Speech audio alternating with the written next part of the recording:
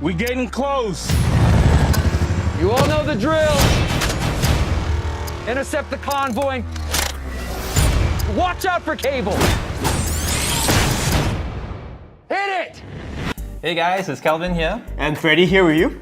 And it's another episode of Yay or Nay, and today we're talking about Deadpool 2. Deadpool. Yeah, so Deadpool, as you know, is the R-rated movie from Fox. Yep. And this is the sequel to the first one that came out a few years ago. Correct. And we just caught it, and we're here to talk to you about it. I mean, let's just head straight to it. Well, it's your 18 R-rated lah, basically. It is R-rated. SX, PA, PL, whatever. Yeah, everything that you don't want your kids to see is there. Okay, it's basically there. So please don't bring your child or anyone underage in. No, even though the movie does kind of joke that it's okay to, please don't. Please don't. But otherwise, to me, I like it to a certain extent. I like it because if you like the first movie where they like poke fun at so many things, like you will like the second one because like.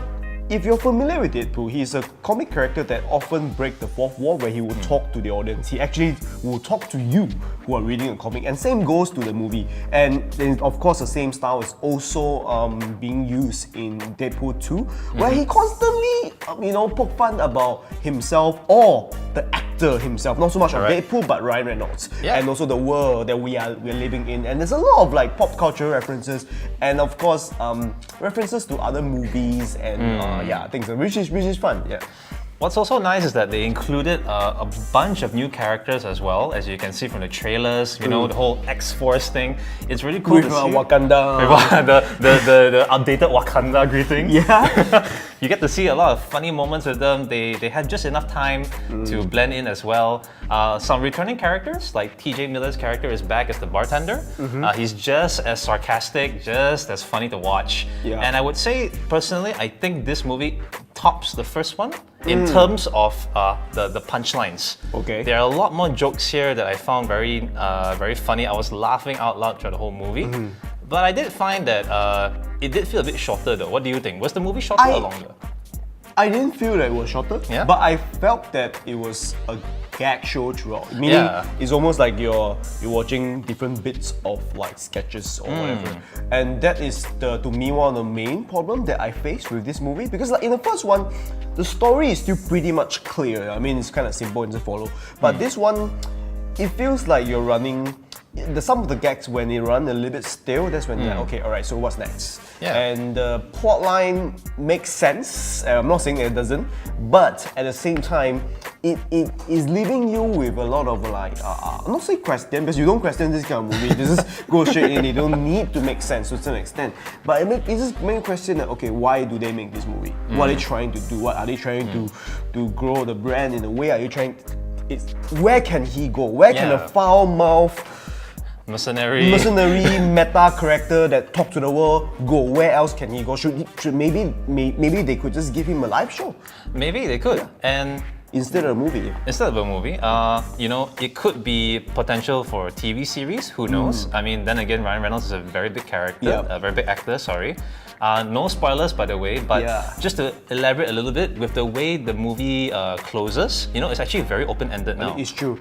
I like that there are a couple of end credits. Do stay for it. Please. And there's also a really awesome soundtrack at the very end of the credits. Please stay for that. I'm making that my ringtone, by the way. But yeah. Also, now let's talk about the action. I personally felt that this movie had less action than the first one, but they were quite exciting to watch. What do you think? If you compare airtime, maybe I didn't really count, but I thought it was fine because of course they were filling the time with like the gags and the story, and they tried with a few different ways of telling the story. I think that's fine, but I thought personally I feel like the fight choreography were better this time around. Well. Yeah, especially when you involve like Deadpool. Some of the stuff are quite ingenious. That the things they do is katana and like how he injure himself to injure other people. I like that. Yeah. I particularly like the part where Cable comes in. And this is no spoiler because it's already in the trailers, but Cable comes in and he just goes straight into the action with Deadpool. And you're right in the sense that the action sequence are much more creative. Yep. Yes, definitely more creative with how it's not just his weapons anymore, but he himself, literally, he is a weapon. Yeah, because I think ultimately we have to ask ourselves, I mean, do we need a lot of action sequences for a movie like Deadpool?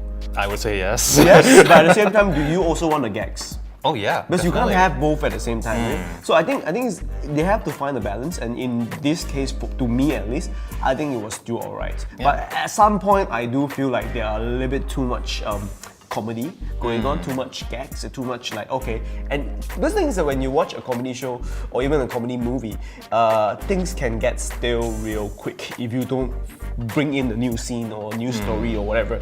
So yeah, I think for Deadpool 2, it did occur to me a couple of times.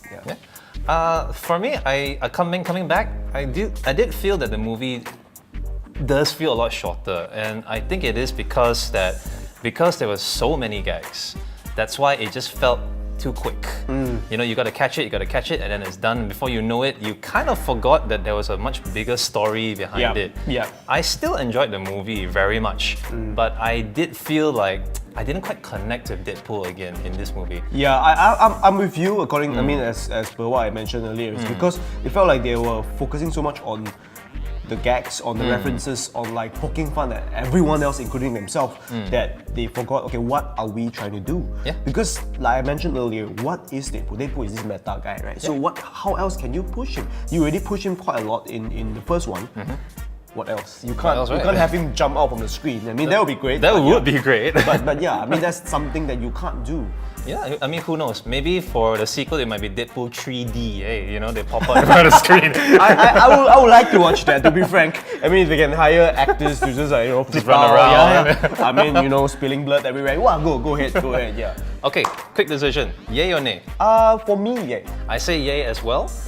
To Nay for kids. Nay for kids, definitely nay for kids. But yay for adults above the age of 18. And may not be a yay for if you're above 80 as well. So. No, I saw some old guys in that cinema. Well, yeah. Let's not be judgmental, but yeah, I mean, I think it's a yay. Yeah. Yeah. All right. So overall, I still think the first movie felt better in pacing, but I like this one more because there was more to laugh for me. Therefore, I enjoyed that with more gags and the more creativity they brought into it. Yeah. But ultimately, I think it's a great movie to enjoy just before summer. So yeah, do catch it if you like really sarcastic and dark humor sometimes, and a lot of gore and well, swear words. So you. All right, that's it for this episode of Yay and Nay. Stay tuned to IGNC for more movie news.